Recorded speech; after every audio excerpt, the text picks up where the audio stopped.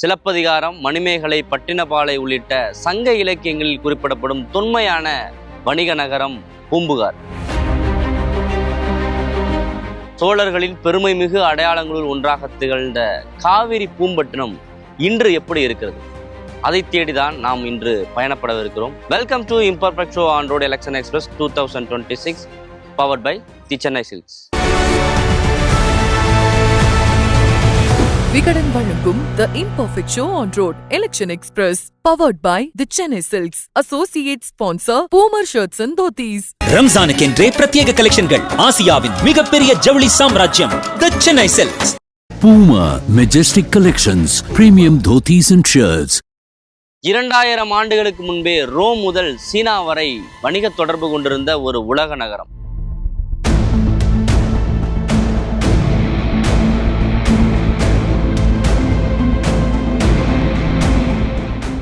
பூம்புகார் போற்றுதும் பூம்புகார் போற்றுதும் என்று வாயார பாடுகிறான் இளங்கோவடிகள். சோழ சாம்ராஜ்யம் இந்த மண்ணில் நிலைநாட்டிய புகழ் எத்தனையோ புகழ். ஆனால் சங்ககால சோழர்கள் இந்த மண்ணை கண்ணென போற்றி வளர்த்தார்கள். அவர்கள் வளர்த்து உலகத்துக்கு பூம்புகாருடைய புகழையெல்லாம் பரப்பி தந்தார்கள். உலகமே இந்த கடற்கரையில் குவிந்து கிடந்தது. யவனர்கள், கிரேக்கர்கள், ரோமானியர்கள், இன்னும் பல்வேறு தேசத்தவர்கள், இந்தியாவினுடைய பல்வேறு மக்களெல்லாம் இந்த கடற்கையில் மொழிபெயர் தேயத்தர் பல பெயராகிலும் கலந்து இனிது உரையும் முட்டாச்சிறப்பின் பட்டினம் என்று பட்டினப்பாலையிலே பாடுவான் இந்த கவிஞர். அப்படி எல்லா மொழிகளையும் பேசுகிறவர்கள் இங்கு ஒன்றாக கலந்திருந்தார்கள் என்றால் அது எப்படிப்பட்ட வாணிக நகரமாக, கடல் வாணிபத்தினுடைய உலக காபேரி செம்போரியம் என்று கிரேக்கத்திலே சொல்லுகிறார்கள். காபேரி செம்போரியம் உலகத்தினுடைய மாபெரும் கடற்கரையாக இது இருந்திருக்கிறது. பூம்புகார் என்கின்ற நகரம் பட்டினப்பாலையிலும் சிலப்பதிகாரத்திலும் பல்வேறு விதமான நகரிய நாகரிகத்தை உள்ளடக்கிய ஒரு நகரமாக காட்சியளித்திருக்கிறது. ஆனால் அந்த நகரம் இன்றைக்கு ஒரு குக்கிராமமாக இருக்கிறது, மீனவ கிராமமாக இருக்கிறது என்பது தெளிவு. இந்த நகரம் தொன்மையான நகரம் என்பதற்கு 2 சான்றுகளை நான் சொல்ல விரும்புகிறேன். ஒன்று, அமெரிக்காவினுடைய சேலன் 11 என்கின்ற நிறுவனமும் கோவா கடலாய்வு மையமும் தஞ்சாவூர் தமிழ் பல்கலைக்கழக கடலாய்வு மையமும் இணைந்து மிகப்பெரிய கடலாய்வை நிகழ்த்தியது. டைவர்களை உட்படுத்தி 40 கல் மைலுக்கு உள்ளே இருக்கின்ற கடலுக்குள் நுழைந்து ஆழ்ந்து பார்த்து யூ வடிவத்திலான 2 செங்கல் கட்டுமானங்களை கண்டறிந்திருக்கிறார்கள். அந்த யூ வடிவிலான செங்கல் கட்டுமானங்கள் என்பது சிலப்பதிகாரத்திலும் பட்டினப்பாலையிலும் இடம்பெற்றிருக்கின்ற படகுத்துறைகளாக இருக்கலாம் என்பதை கண்டறிகிறார்கள். ஆனால் அதே நேரத்தில் 2000வது ஆண்டுக்கு முன் 1970 தொடங்கி இங்கு நிகழ்ந்த தொல்லியல் அகழ்வாய்வுகளின் மூலமாக பௌத்த விகாரைகள் கண்டறியப்பட்டிருக்கின்றன, படகுத்துறைகள் கண்டறியப்பட்டிருக்கின்றன, சதுக்க பூதங்கள் கண்டறியப்பட்டிருக்கின்றன. இவற்றையெல்லாம் வெளிப்படுத்துகின்ற விதத்தில் சிற்ப கட்டுமானங்கள் உருவாக்கப்பட்டிருக்கின்றன. பூம்புகார் போற்றுதும் பூம்புகார் போற்றுதும் என்று மகாகவி இளங்கோ அவர்கள் அற்புதமாக தனது காவியத்திலே தொடங்குவான். பாரதிதாசன் பல்கலைக்கழகத்தைச் சேர்ந்த ராமசாமி என்கிற முன்னாள் துணைவேந்தர் மத்திய அரசனுடைய நிதி நல்கையை பெற்று இங்கே ஒரு புதிய ஆராய்ச்சியை கடல் அகழாய்வு செய்தார். அவர் சொல்லுகிறார், 15,000 ஆண்டுகளுக்கு முற்பட்ட உலகத்தினுடைய தலை சிறந்த உலக நகரம் வாணிப நகரம் என்று அவர் சொல்லுகிறார். அவர் 15,000 ஆண்டுகளுக்கு முன்னாடி வாழ்ந்த இந்த நகரம் உலகத்து தலைநகரம் இன்று ஏன் குப்பை சூழ்ந்த நகரமாக கிடக்கிறது? இந்த நகரம் இன்றைக்கு குக்கிராமமாக அழிந்து கொண்டிருக்கிறது. பழந்தமிழருடைய பண்பாட்டை போற்றுகின்ற, நாகரிகத்தை தக்க வைத்துக் கொள்கிற, நம்முடைய பழக்க வழக்கங்களை வெளிப்படுத்துகின்ற இந்த சான்றுகள் எதுவுமே இல்லாமல் புதிய கட்டுமானங்களை உள்ளடக்கியவையாய் இந்த பூம்புகார் நகரம் இருக்கிறது. அந்த நகரம் பண்பாட்டு செழுமை உடையது, நாகரிக செழுமை உடையது. பல நகரங்களுடைய, பல நாடுகளினுடைய வீரர்களும் வணிகர்களும் இங்கே வந்து வணிகம் செய்திருக்கிறார்கள். அந்த வணிகர்கள் வாழ்ந்த தெருக்கள் இருக்கின்றன. இவற்றையெல்லாம் நாம் பாதுகாக்க வேண்டும், அடுத்த தலைமுறைக்கு சொல்ல வேண்டும் என்கின்ற எண்ணப்பாடு இருந்தாலும் இந்த நகரம் இன்றைக்கு குக்கிராமமாக இருப்பதனால் அடுத்து நம்முடைய தமிழர்களிடத்திலும் தமிழ் மக்களிடத்திலும் போதுமான பற்றுதல் இல்லாத காரணத்தினால் அந்த நகரினுடைய புதிய கட்டுமானங்களை, புதிய அலங்காரங்களை போற்றி பாதுகாக்காமல் இருக்கிறோம். இது ஆட்சியாளர்களாக இருந்தாலும் சரி, அல்லது பொதுமக்களாக இருந்தாலும் சரி, இளைஞர்களாக இருந்தாலும் சரி, இதை பாதுகாக்க வேண்டும், அடுத்த தலைமுறைக்கு கடத்த வேண்டும். இந்த பூம்புகார் என்கின்ற நகரின் வழியாக 2000 ஆண்டு தொன்மை, 11,500 ஆண்டுகள் தொன்மை, 16,500 ஆண்டுகள் தொன்மை என்கின்ற இந்த விஷயங்களை எல்லாம் அடுத்த தலைமுறைக்கு சொல்ல வேண்டிய தேவை இருக்கிறது. இந்த தேவையினுடைய அடிப்படையில் தான் இந்த நகரை நாம் பாதுகாக்க வேண்டும். காவேரி கடல்ல கடந்த கடைசி பகுதியில் உலகத்தினுடைய பெருங்கப்பல்கள் எல்லாம் அங்கே வந்திருக்கின்றன. அதை சங்க இலக்கியமும் பாடுகிறது. ஆனால் சங்க இலக்கியத்துக்கு இப்போ ஒரு 3000 வயசுன்னு தான் சொல்கிறாங்க. ஆனால் அதற்கு முன்னாடி 12,000 ஆண்டு காலத்துக்கு முன்னாடியே இந்த பூம்புகாருடைய துறைமுகம் எப்படி இருக்கிறது? மேன் மேட் ஸ்ட்ரக்சர், மனிதர்களால் உருவாக்கப்பட்ட யூ வடிவ கட்டமைப்புகளை உடைய கடற்கரையாக இது இருந்திருக்கிறது. அங்கங்கே வந்து அந்த கப்பல்கள் தங்கும் போலும் இங்கிருந்து படகுகளும் தோணிகளும் சென்று அந்த கப்பலிலிருந்து பருகிற பொருள்களை, அதாவது ஈழத்து உணவு, பர்மாவிலிருந்து காழகத்து ஆக்கம், இப்படி உலக நாடுகளுடைய அத்தனை பொருள்களும் மொகஞ்சோதாரா, சுமேரியா இப்படிலாம் வந்திருக்கு கிடக்கு. அந்த குறிப்புகளை நாம் இனி தோண்டி தோண்டி ஆராய்ந்தால்தான் புரியும். இன்னைக்கு வந்து டோல்கேட்ல எப்படி நாம வந்து முத்திரை குத்தி சீல் வாங்கிட்டு உள்ளுக்குள்ளார வருகிறோமோ அதை போலவே பூம்புகார் நகருக்குள்ளாராக இறக்குமதி ஆகிற பொருட்களும் ஏற்றுமதி ஆகிற பொருட்களும் குவியல் குவியலாக கடந்திருக்கின்றன. இவற்றுக்கெல்லாம் முத்திரையிட்டு கடலில் ஏற்றுவதும் உள்நாட்டில் வண்டிகளில் ஏற்றுவதுமான வேலைப்பாடுகள் நிகழ்ந்திருக்கின்றன.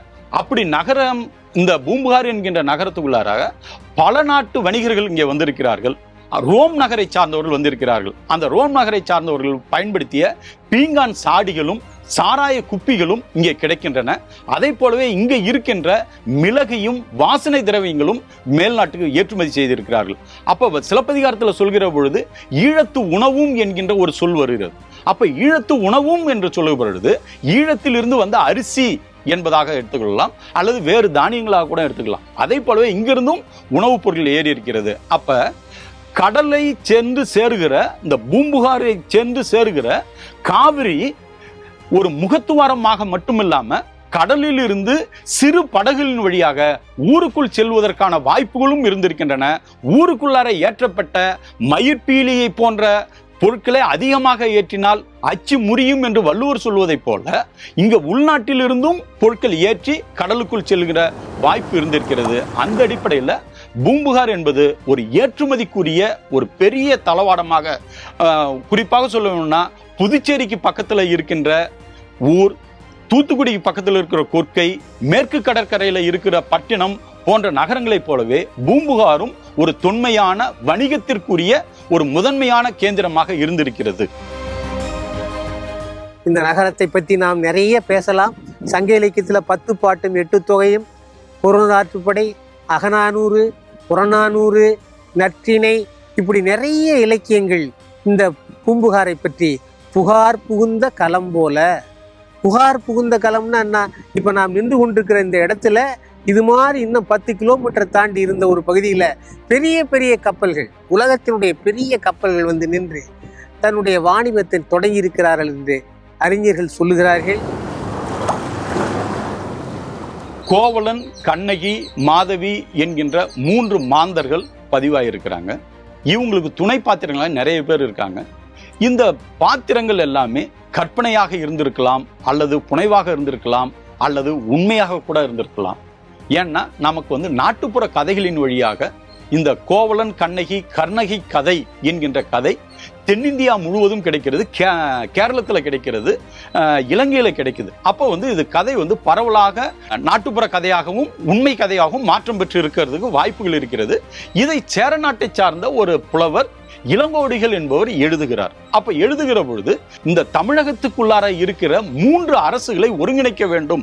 சேர, பாண்டிய, சோழ என்கின்ற 3 அரசுகளை ஒருங்கிணைத்து ஒரு முத்தமிழ் காப்பியம் என்பதை போல முன்னாட்டு காப்பியமாக, தமிழ்நாட்டு காப்பியமாக, தனித்தமிழ் காப்பியமாக உருவாக்குகிறார். அப்படி உருவாக்குகிற பொழுது இந்த மக்களுடைய பண்பாட்டு நாகரிகங்களை முழுக்க பதிவு செய்கிறார். அப்படி பதிவு செய்யும் பொழுது ஊர்ல இருக்கக்கூடிய பூதம் என்கின்ற பயத்தை உருவாக்குகிற, அச்சத்தை உருவாக்குகிற பூதங்களை முதல் கொண்டு பதிவு செய்கிறார். அந்த பூதங்களுடைய அடையாளமாக இன்றைக்கும் ஒரு சதுக்க பூதம் பூம்புகாருக்கு மேற்கே ஒரு 3 கல் தொலைவில் இன்னைக்கும் ஒரு சதுக்க பூதம் இருக்கிறது. நான் பார்த்தபோது 2 பூதங்கள் இருந்தன. இன்றைக்கு ஒரு பூதம் கால ஓட்டத்தில் அழிந்து போய் ஒரு பூதம் மட்டும்தான் இருக்குது.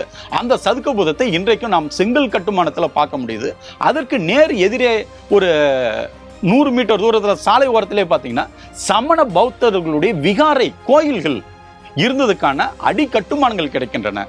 இது மட்டும் இல்லாம கடல் பயணம் செய்கிற பொழுது கப்பல்களில் பயன்படுத்துகிற நங்கூரங்கள் கிடைத்திருக்கின்றன. கடல்ல கல்லாலான நங்கூரங்கள் கிடைத்திருக்கின்றன. அப்ப நங்கூரங்கள் கிடைக்கிறது என்றால் படகுக்கு நங்கூரம் வேண்டியதில்லை, கப்பலுக்கு தான் நங்கூரம் வேணும். அப்ப கப்பல் பயணம் செய்ததற்கான வாய்ப்புகள் இருக்கிறது. ஆனால் தமிழர்கள் கடல் என்கின்ற சொல்லை சொல்கிற போது கடத்திற்கு அரியது என்று சொல்கிறார். கடல் என்பது கடப்பதற்கு அரியது. அப்ப இவர்களுடைய பயணம் முழுவதும் கடற்கரையை ஒட்டிய குறிப்பிட்ட தூரத்திலேயே தான் இவர்களுடைய பயணம் இருந்திருக்கிறது. அப்படி பூம்புகாருக்கு இவர்கள் ரோம் நகரத்திலிருந்தும், கிரேக்கத்திலிருந்தும், எகிப்திலிருந்தும், செங்கடல் பகுதியிலிருந்தும் பயணம் செய்து இங்கே வந்திருக்கிறார்கள். 40 கிலோமீட்டர் பரப்பளவுல ஒரு நகரம் இருந்திருக்கிறது. இங்க பார்த்தா திருக்கடையூர், இங்க பார்த்தீங்கன்னா சீர்காழி, இந்த பார்த்தீங்கன்னா கடலூர், இப்படி பார்த்தீங்கன்னா நிறைய 4 பக்கமும் மயிலாடுதுறை வரையில அப்படியே இந்த நகரம் பெருசா இருந்திருக்குங்க. ஆனா அந்த நகரம் இன்னைக்கு ஒரு குக்கிராமமாக இருக்கிறது. இன்றைக்கு 70களுக்கு பிறகு இந்த கிராமம் ஒரு புனைவுகளோடு கூடிய கட்டிட அமைப்புகளை உருவாக்கி அமைத்திருக்கின்ற ஒரு கற்பனை நகரம். இந்த கற்பனை நகரத்துல சிற்பங்களும் ஓவியங்களும் இடம்பெற்றிருக்கின்றன. இதை தமிழ் சமூகத்துக்கு கொண்டு செல்ல வேண்டிய தேவை இருக்கிறது. பெரிய வரலாறு புதைந்து கிடக்கிறது கடலுக்குள்ளே. கடல் கொள்ளையிட்டு விட்டது மாபெரும் நகரை. எவ்வளவு பெரிய அழகான நகரம். பூம்புகாரை ஒரு பொற்றொடி என்றே மணிமகளே ஆசிரியர் சாத்தனார் பொண்ணு மாதிரி இருக்குதான் பூம்புகார். அழகான பொண்ணு எப்படி இருந்ததா அது மாதிரி இருக்குங்கிறான் இந்த பூம்புகாரை பற்றி மணிமேகலை பாடிய சீத்தலை சாத்தனார். கடலுக்குள்ளார கரப்பு மேடு என்கின்ற பகுதியை பற்றி மீனவர் சமூகத்தினர் சொல்ல புலவர் தியாகராஜன் வழியாக KV ராமனுக்கு தகவல் தரப்பட்டு KV ராமன் தொடர்ந்து முயற்சிகள் செய்து, ஆனால் அவருடைய காலத்துக்கு பிறகு கோவாவில் இருக்கின்ற கடலாய்வு மையம், அமெரிக்காவில் இருக்கிற சேனல் 11, தஞ்சாவூர் தமிழ் பல்கலைக்கழகத்தில் இருக்க அண்டர் வாட்டர் ஆர்கியாலஜி டிபார்ட்மெண்ட் இவர்கள் எல்லாம் இணைந்து கடலுக்குள்ளாராக 40 மைலுக்கு அண்ணாண்ட போய் உள்ளுக்குள்ளார மூழ்கி கடலுக்குள்ளார இருந்த அந்த கரப்பு பள்ளம் என்கின்ற பகுதியில் இருக்கக்கூடிய 2 U வடிவத்திலான செங்கல் கட்டுமானங்களை கண்டறிந்திருக்கிறார்கள். இந்த 2 செங்கல் கட்டுமானங்களும் ஏறக்குறைய படகுத்துறையாக இருக்கலாம் என்பதை கண்டறிகிறார்கள். ஒரு பேருக்கு ஒரு பெரிய சுற்றுலா மையமா இருக்க ஒழிய உண்மையான சுற்றுலா மையமாக பூம்புகார் ஆக்கப்படவில்லை. உலகத்தினுடைய ஒப்பற்ற சுற்றுலா மையமாக இருக்க வேண்டிய இந்த இடம் இன்றைக்கு ஏதோ வந்துட்டு பயணிகள்லாம் ஒரு தேநீர் கூட குடிப்பதற்கு வழி இல்லை, தங்குவதற்கு வழி இல்லை. அவர்கள் கழிப்பதற்கான இடங்கள் எல்லாம் கழிவிடங்கள் கூட இங்கு கிடையாது. அந்த அவ்வளவு மக்கள் இன்னல் உறுகிறார்கள். இந்த நகரம் என்னைக்கு மாறும்? அப்படி மக்கள் வருகிறார்கள் என்றால் உலகத்துல நான் பெரிய சுற்றுலா மையம், இத்தனை கோடி எங்களுக்கு அரசு கிடைக்குதுன்னா பேசிக்கிறாங்களே ஒழிய இந்த ஊர்ல என்ன கிடைக்குது? சுற்றுலா பயணிகள் பேருந்து மெயினாக அமைச்சு தரணும். ஹோட்டல் வசதி இங்கே கொஞ்சம் குறைவாக தான் இருக்குது. அதே சமயம் நிழல் குடைகள் நிறைய அமைக்கணும். ஏன்னா வெயில் டயங்கள் இங்கே வரும்பொழுது சுற்றுலா பயணிகள் முழுமையாக சந்தோஷப்படுறது இல்லை. பூங்காக்கள் அமைச்சா இன்னும் மகிழ்ச்சி அடைவாங்க, போட்டிங் அமைச்சா மகிழ்ச்சி அடைவாங்க.